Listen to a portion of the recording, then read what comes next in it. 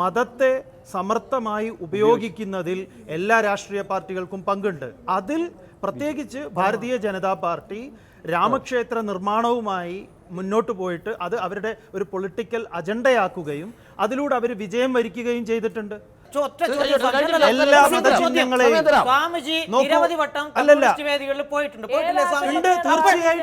അങ്ങേക്ക് ആ രാഷ്ട്രീയ പാർട്ടിയെ ദുരുപയോഗം ചെയ്യാമോ?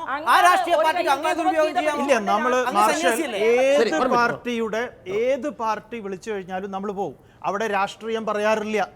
രാഷ്ട്രീയം പറയാൻ CPI-ക്കാരോ CPM-കാരോ എന്തിനാ സന്ദീപാനന്ദഗിരിയെ വിളിക്കുന്നത്? അവര് കേൾക്കാൻ എന്താണ്? ഭാരതീയ ധർമ്മശാസ്ത്രത്തെ കുറിച്ചാണ്. ഭാരതീയ ധർമ്മശാസ്ത്രത്തെ കുറിച്ചാണ്. നോക്കൂ, ഇന്ത്യയിൽ പേരെടുത്ത് പറഞ്ഞിട്ടുള്ള സന്യാസിമാർ, അതായത് വളരെ ശ്രേഷ്ഠന്മാരായിട്ടുള്ള കാഞ്ചി ശങ്കരാചാര്യരെ പോലുള്ളവർ തടഞ്ഞു ഹർ ഹർ മോദി എന്ന പ്രഖ്യാപനം. ഹർ ഹർ മോദി ചെയ്യരുത് എന്ന് പറഞ്ഞു. ഈ തെരഞ്ഞെടുപ്പിൽ ഈ റാലിക്ക് പോലും ഹർ ഹർ മോദി പറഞ്ഞു. തെറ്റാണത്.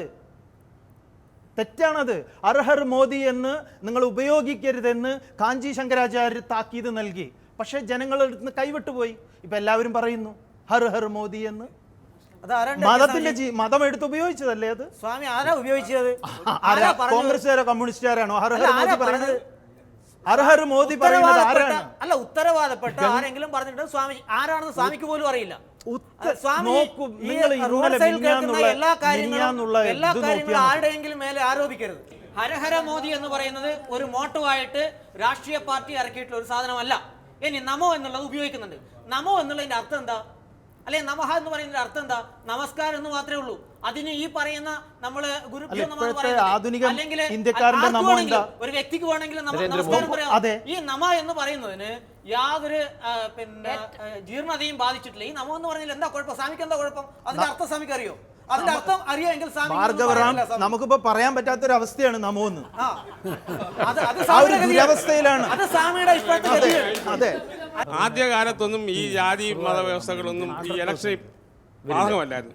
വാസ്തവം ഇപ്പോൾ ഈ ഒരു സുപ്രീം കോടതി വിധി വന്ന് അവർക്ക് സഹിക്കാൻ വയ്യാത്തത് കൊണ്ടാണ്. കാര്യം ഇവിടെ ജാതിയുടെയും മതത്തിൻ്റെയും പേരിൽ ഇപ്പം കേരള കോൺഗ്രസ് എന്ന് പറയുന്നു. ആര് നിഷേധിച്ചാലും അതൊരു വർഗീയ പാർട്ടിയുടെ ഒരു ഭാഗമുണ്ട്. മുസ്ലിം ലീഗുണ്ട്. അതേപോലെ BJP എന്ന് പറഞ്ഞാൽ സ്വാമി എത്ര നിഷേധിച്ചാലും അതൊരു വർഗീയ പാർട്ടിയാണെന്നുള്ളത് എല്ലാവർക്കും അറിയാം. അപ്പം ഇങ്ങനെ വളർന്നു പോയി കഴിഞ്ഞാൽ ഇന്ത്യ അല്ലാതാകും. വീണ്ടും മതഭ്രാന്തന്മാരുടെ നാടായി മാറും. അതിനെതിരായിട്ടാണ് ഇങ്ങനൊരു സുപ്രീം കോടതി വിധി വന്നത്. അതിനെ ഞങ്ങളെല്ലാം സ്വാഗതം ചെയ്യുന്നു. കോടതി വളരെയധികം പ്രായോഗിക ബുദ്ധിയോടുകൂടി തന്നെയാണ് ഇത്തരമൊരു ജനാധിപത്യ നിയമത്തിലെ ആ നിയമത്തെ എടുത്തുകൊണ്ട് വീണ്ടും 123(3) എന്നുള്ള ഭാഗം എടുത്തുകൊണ്ട് വീണ്ടും ഉറപ്പിച്ചു പറയുന്നത്. എന്നാൽ രാഷ്ട്രീയ പാർട്ടികൾ ഈ നിയമത്തെ എങ്ങനെ കാണുന്നു, അതോടൊപ്പം തന്നെ മതസാമുദായിക നേതാക്കൾ, ആചാര്യന്മാർ ഇവരെല്ലാം എങ്ങനെ ഇതിനെ സമീപിക്കുന്നു എന്നുള്ള വിഷയത്തിലാണ് ചർച്ച തേടിയത്. നിർഭാഗ്യം എന്ന് പറയട്ടെ, ചർച്ച എങ്ങും എത്തിയിട്ടില്ല എന്നുള്ള ഒരു നിർഭാഗ്യമായ അവസ്ഥ ഞാൻ ഉൾക്കൊള്ളുന്നു. എങ്കിൽ തന്നെയും തുടർ ചർച്ചകളിലൂടെ ഈ വിഷയത്തിൽ ഒരു ധാരണയിലേക്ക് രാഷ്ട്രീയ പ്രസ്ഥാനങ്ങൾക്കും ആത്മീയ നേതാക്കൾക്കും എത്താൻ കഴിയട്ടെ എന്ന് പ്രത്യാശിച്ചുകൊണ്ട് അടുത്തയാഴ്ച മറ്റൊരു വിഷയമായി വീണ്ടും കാണാം. നല്ല നമസ്കാരം.